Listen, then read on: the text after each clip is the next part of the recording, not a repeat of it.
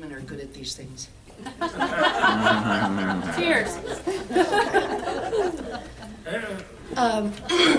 I want to ask your indulgence because this presentation may seem a little bit disjointed, and that's because it is.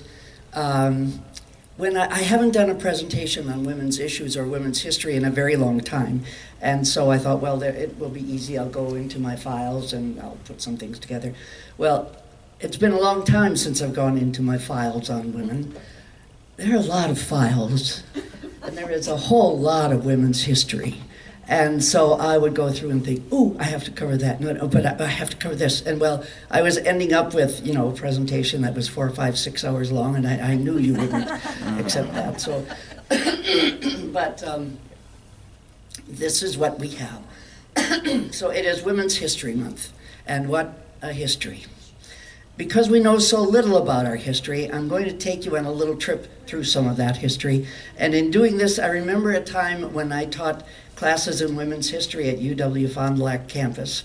And invariably some students, including guys in the class, would get upset and ask, why didn't we know this? Why didn't anybody teach us this? Good question. And anyone who has participated in the Humanity Project, telling the untold story, would know the answer. There are parts of our history that the people who write those histories are uncomfortable with, because they expose an ugliness about the treatment of people in subordinate positions in our societies that they conveniently leave out or greatly modify. The one thing we know about the earliest history of women, going back approximately 4,000 years, I told you this is a lot of history, is that there does appear to have been a period of goddess worship. A theory based on many obviously female figurines from that period that have been unearthed, representing women with greatly enlarged breasts and other features that are clearly meant to suggest fertility.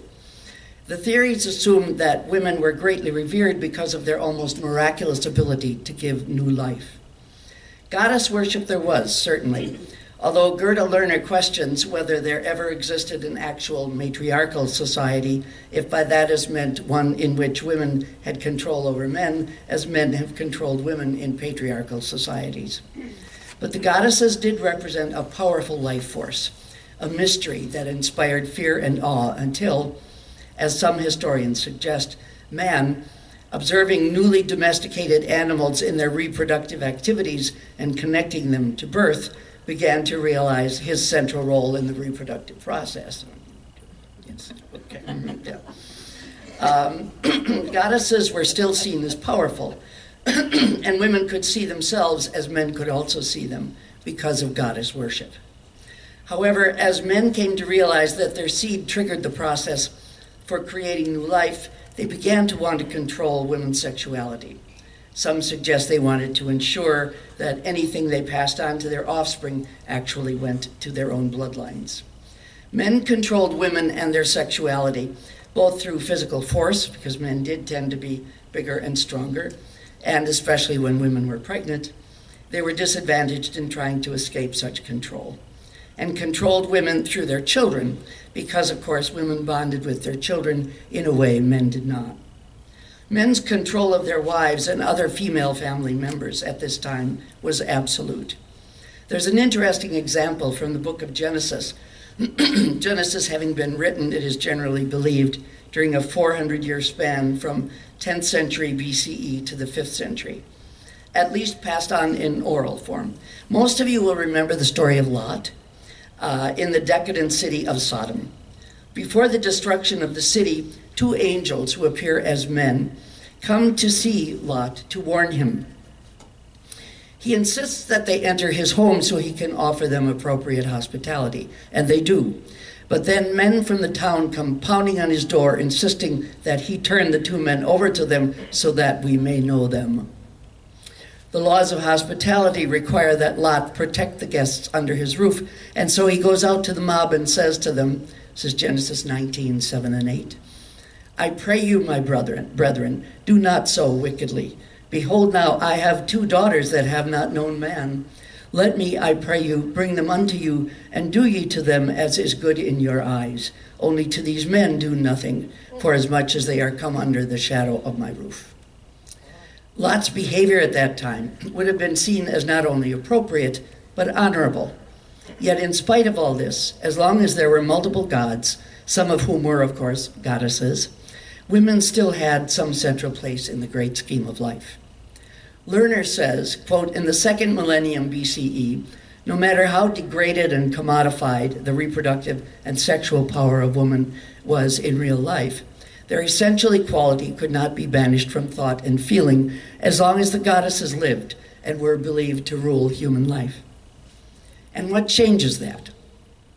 Of course, the emergence of monotheism. For people of the Judeo-Christian tradition, this has always been seen as the ultimate advance for humankind, the shedding of a pantheon of gods and goddesses for the enlightened acceptance of the one true God, a creator of all life, and through whom salvation is achieved. I'm not going to raise great theological questions about the nature of divinity here. I am uniquely unqualified to do that. However, it seems clear that the acceptance of a single God challenged people's ability to conceive of a being who was not identified by gender. There are a number of religions that have and that do now make reference to Mother, Father, God, but most people still do think in terms of capital H-I-M. The significance of that fact had a profound impact on the concept of Godhead as it influenced people's worldview. To look at the most significant manifestation of this change, we need only consider the story of creation from the Old Testament. Here, procreation is entirely a male prerogative. God, he, creates man, and then man gives birth to woman via a rib from his body. Woman, formerly the ultimate life giver, the one who was always seen as the symbol of fertility and birth, is virtually absent from the process. And then, after Eve succumbs to the temptations of the snake and eats of the tree of the knowledge of good and evil, God condemns her, saying, Genesis 3:16, I will greatly multiply thy sorrow and thy conception. In sorrow shalt thou bring forth children, and their desire shall be to thy husband, and he shall rule over thee. The place of priestesses is similarly eliminated in favor of a male-only priesthood. Concerning the priesthood, the Catholic Church declared in 1976 that, quote, the fact of conferring priestly ordination only on men is a question of unbroken tradition throughout the history of the Church, universal in the East and in the West. This norm, based on Christ's example, has been and is still observed because it is considered to conform to God's plan for his church. This is from the Catholic Church's Declaration on the Admission of Women to the Ministerial Priesthood from October 1976. The concept of woman as the source and embodiment of sin strongly affected attitudes going forward. Just a few examples from the early and late Middle Ages. St. Augustine, 4th century, Common Era, wrote to a friend, what is the difference whether it is a wife or a mother? It is still Eve the temptress that we must beware of in any woman. I fail to see what use woman can be to man if one excludes the function of bearing children. Yes, let's try to exclude that function of bearing children. St. Thomas Aquinas from the 13th century said, as regards the individual nature, woman is defective and misbegotten. For the active force in the male seed tends to the production of a perfect likeness in the masculine sex, while the production of woman comes from a defect in the active force or from some material indisposition or even from some external influence. And Martin Luther in the 15th century said, if they, women, become tired or even die, that does not matter. Let them die in childbirth, that's why they're there. Oh, there is much, much more that follows this period, and going forward includes stories of women in Rome, Greece, Egypt, most of which are not very hopeful in nature, with the interesting exception of Egypt, and I wish there was time to go into that, but there isn't. There was remarkable equality in Egypt. At this point, you may well ask, then, is history the story of woman as victim? To which Lerner answers emphatically, no. She says, to do so at once obscures what must be assumed as a given of women's historical situation. Women are essential and central to creating society. They are and have always been actors and agents in history. Women have made history. And I might add, when they were given the opportunity. And even that isn't accurate. They usually had to take the opportunity. Clearly, most of the time, women lived in an environment in which their creative impulses of many different kinds were not only not encouraged, they were stifled. During the 19th, leaping forward centuries and other parts of the world, during the 19th and 20th century fight for the vote in this country, suffragist leader Carrie Chapman Catt, and Ripon native, said, quote, "This world taught woman nothing skillful and then said her work was valueless. It permitted her no opinions and said she did not know how to think. It forbade her to speak in public and said the sex had no orators.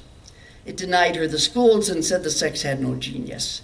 It robbed her of every vestige of responsibility and then called her weak," unquote. In my years as a feminist activist, I read a lot about women's history, and I mean a lot. And time again, I marveled at the extraordinary strength, courage, and endless resourcefulness of women as they struggled to live the lives that were mandated for them, and in addition, fought to carve out new places in the world that were denied to them.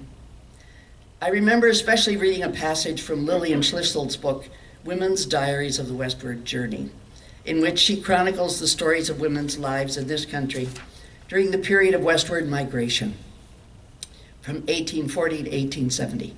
It is a powerful, visceral experience to read about those women and how they survived. Women were usually the members of the wagon train who were the first to reach out and communicate with the Indians who approached them. It was the women who were most often the statespeople and the traders. Women were the heart and soul of the wagon trains, and the bonds they formed with each other were the foundation of the entire social fabric. They worked physically as hard as men, and in addition, while many men made that grueling journey, no man ever made it pregnant, as did generally 20 to 25% of the women, in wagons that were little more than wooden boxes without springs across endless hard rocky prairies, up mountains and down gullies, in sweltering heat and torrential rains. Though it should be pointed out that most of the time women didn't want to or couldn't ride in the wagons. They walked most of the journey. Let me share with you one brief account from the diary of Elizabeth Smith Geer from Schlissel's book, who made the overland journey in 1847. She said, "It rains and snows. We start this morning around the falls with our wagons. I carry my babe and lead, or rather carry, another through snow, mud, and water, almost to my knees. It is the worst road. My children gave out with cold and fatigue and could not travel, and the boys had to unhitch the oxen and bring them and carry the children onto camp. I was so cold and numb I could not tell by feeling that I had any feet at all. There was not one dry thread on any of us, not even my babe. I have not told you the half we suffered. I am not adequate to the task." In addition, there were stories from that time about black women, initially enslaved people, who went west. California was the first state to outlaw slavery in its borders in 1850, purchased their freedom and led remarkable lives. Mary Ellen Pleasance sued a San Francisco streetcar company in 1859 for putting her off a streetcar because of her color, and won. And Clara Brown, Harriet Tubman style, went back to the South several times after the Civil War to make up wagon trains of formerly enslaved people and took them west to start a new life. During that same period, of course, the work of the early women's movement was going on. You know a lot about it, I'm sure, so I'm only going to touch on one story with which you might not be familiar, although it comes from Oshkosh. This recounts the experience of Jessie Jack Hooper, Mrs. Ben Hooper, as she was known, in the last days before the passage of suffrage in the United States House of Representatives. Writing to her state association president, Hooper described her last trip to secure votes in her Wisconsin district. Quote, "I was frightfully tired from my work, and when I returned from the December Washington convention, but I started right in to secure the vote of Mr. Davidson of this district and Mr. Klassen of the 9th district after Christmas. And a historical note, both of those men did vote for the amendment. She says, traveled over a good deal of their districts, not making public speeches, but seeing men who were politically prominent and talking the question out with each of them, putting my best efforts into making them see the situation from our viewpoint. Some days I got up at 5:30, took an electric train, and did not get home until midnight, talking the question out with from 6 to 8 men and going from office to office all during the day. The day I arrived in Appleton, it was 10 below. That was before the days of wind chill factor, too, you'll recall. The day I was in Marinette, there was a very bad snowstorm. I spent the night there and got to Oconto before any of the sidewalks were clean, so I had to wade through snow up to the tops of my shoes, which, shoes were higher in those days. There are no streetcars in Oconto. As far as I could see, there were no taxis. I worked up until the last moment until I knew nothing more could reach Washington, and then I gave up. There's nothing the matter with me except nervous and physical exhaustion. That's all. I am not complaining because I would do it all over again to get the result, even if I were in bed for 6 months, unquote. Women, of course, did win the right to vote in 1920, and that was followed by a period of relative inactivity, except for Alice Paul, one of the last leaders of the suffrage movement, who was head of the Women's Party, and she introduced the Equal Rights Amendment in 1923. And we're going to leave that story for another time. But moving into the next decades, there was a growing movement for civil rights.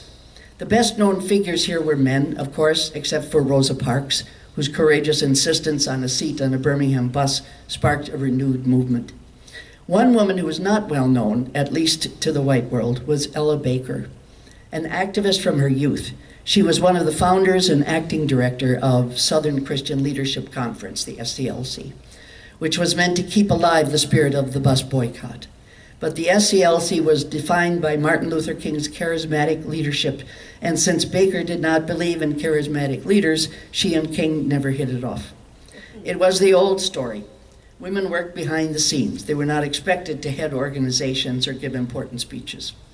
Andrew Young, who later became a congressman from Alabama, then U.S. ambassador to the United Nations, and finally mayor of Atlanta, some of you may recall him, and who was at the time one of Dr. King's top aides, was quoted as saying that Baker and other strong women in the movement made him feel defensive. Quote, "They were too much like my mother," unquote, he said. Baker's response was to found a charismatic leader-free organization that would reflect her ideas of what the civil rights movement should be all about.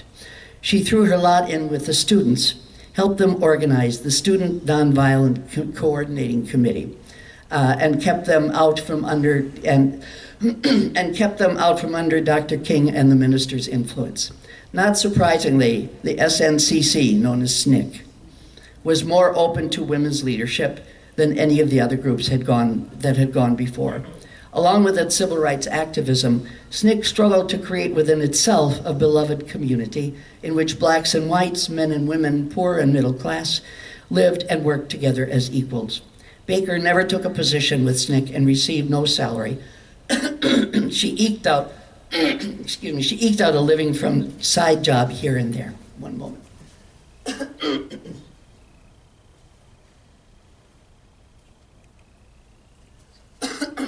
Okay. Ella Baker was an inspiration to the students who worked with her. Independent, intelligent, comfortable in her own skin, and totally self-confident. The young SNCC organizers called her their Gandhi. About that time, while there was no organized women's movement, there were stirrings of activity. When John F. Kennedy became president, he appointed Esther Peterson, a labor organizer, to the Labor Department's Women's Bureau, which was about as high as a woman could get in a government position. It was supposed to fight for better working conditions for women, but it also frequently and defensively acknowledged that no job should take second place to domestic duties. Quote, "It is not the policy of the Women's Bureau to encourage married women and mothers of young children to seek employment outside the home," unquote, said a 1964 Women's Bureau publication. The highest salary anyone in the Bureau could be paid, any woman in the Bureau could be paid, was $2,000 a year, since Congress had decided that, in the words of one lawmaker, quote, "no woman on earth is worth more than that," unquote. Well, it was just at this time that the Equal Rights Amendment, ERA, began to emerge as an issue. One especially contentious issue was protective legislation in most states that outlawed lifting more than certain weights or working certain hours, etc. Most Republicans supported it, while Democrats initially opposed the ERA on those grounds, fearing that women would lose important protections. Peterson sided with the Democrats on this and decided to bury the issue by proposing a special presidential commission on the status of women that could be stacked with ERA opponents, and then eventually issue a report on how to improve women's lives without the help of a constitutional amendment. That sounded good to Kennedy, who, like most presidents, was ever eager to avoid a sticky issue. So the Commission on the Status of Women was born, and it proceeded initially as intended. There were cabinet members on the commission, one Hyman Bookbinder, who served on the commission as the representative of the Secretary of Commerce, cautioned that the commission, quote, should not pretend that women as a group are equal to men as a group in qualifying for participation in the world of work and public affairs, unquote. Nevertheless, the commission and the state commissions that it spawned, we had one in Wisconsin, brought together smart, achieving women who might otherwise never have met. And it required them to talk about women's rights and to determine if women experienced any discrimination. Well, you can't put together a group of smart, achieving women to study sex discrimination and not expect that something is going to come of it. You may as well just set a match to a fuse. And at a meeting a few months after the commission's first meeting, a gathering of state commissions on the status of women put together some women who are beginning to fume about how existing laws against sex discrimination simply were not being enforced. One of them was Betty Friedan, whose book, The Feminine Mystique, was often cited as a major catalyst for the movement. The other was Pauline Murray, a black woman of extraordinary gifts, who was now working on the commission staff. She had been hired away from Yale, where she was pursuing a PhD. She was described by those who knew her and worked with her as a compulsive overachiever. She has a remarkable life story. Well, Friedan and Murray held a spontaneous meeting that night in Friedan's hotel room. Included, by the way, were two Wisconsin women, Catherine K. Clarenbach and Jean Boyer. It was a fractious meeting, but did result in a resolution being drafted, which was introduced the next morning and then promptly ruled out of order. What happened then was the legendary luncheon at which Friedan and several other women from the night before talked, dashed notes on napkins, passed them back and forth. They were creating on the spot a version of the long-awaited NAACP for women, and they called it NOW, the National Organization for Women. For women, not of women. It was for women, but men were definitely a part of the organization, part of the process. The women each agreed to give $5 there and then to get the organization started. Words also spread around the dining room, and $5 bills began pouring in. Their numbers were, of course, small in the beginning, but it didn't stop them. Now proceeded to sue the U.S. government for not enforcing the Civil Rights Act when it came to sex discrimination. This little group sued the government. At the time, according to one of the founders, now, quote, had only 2 members in Atlanta, 6 in Pittsburgh, a dozen in Chicago and California, and not much more in between. But the organization's founding clearly struck a chord in many American women who were eager to join.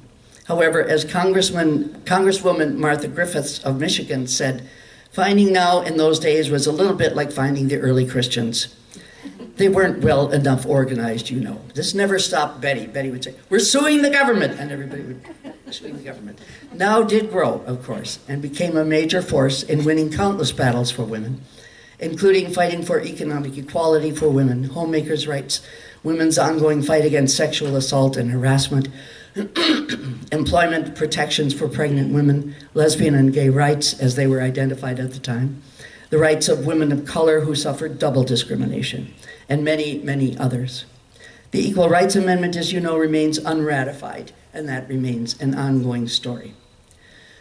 One last story I want to tell you is more recent and took place during the Iraq War. You remember, I'm sure, the story of Jessica Lynch, who became famous when word went around the nation that she had valiantly held off hostile forces who surrounded the lost caravan until her gun ran out of bullets. Later, Jessica, after she was retrieved from an Iraqi hospital, She made clear that her rifle actually had jammed and she never really fired a shot. But there was another woman involved in that tragic event. Lynch's best friend and roommate in the Army, 23-year-old Lori Pistawa, was also in that convoy. Pistawa, the daughter of a Hopi father and a Hispanic mother, was raised on a reservation in Arizona. She had been divorced and was living with her 2 children and parents in a trailer on the reservation. With few employment options, she enlisted in the Army, promising that when she returned, she would build the whole family a real house. She was so determined to make good that when she broke her foot in basic training, she concealed it from her officers. Quote, she didn't want to get held back, unquote, said her father. In Iraq, Lori and Jessica's unit, the 507th, left Kuwait as part of a convoy headed across the desert to Baghdad, but it fell behind because of the weight of its vehicles. The big water truck Lynch was driving broke down, leaving her stranded in the sands until a Humvee raced over and Pistawa behind the wheel called out, "Get in, roommate." The lost company eventually found a road, then its leaders made a wrong turn and led the line of trucks into enemy territory in Nasiriyah. Pistawa's Humvee was in the rear when the men in front discovered their mistake and tried to turn the line of trucks around. At one point, she was offered a chance to switch to a safer car, but Pistawa felt it was her responsibility to stay with the senior officer she was driving.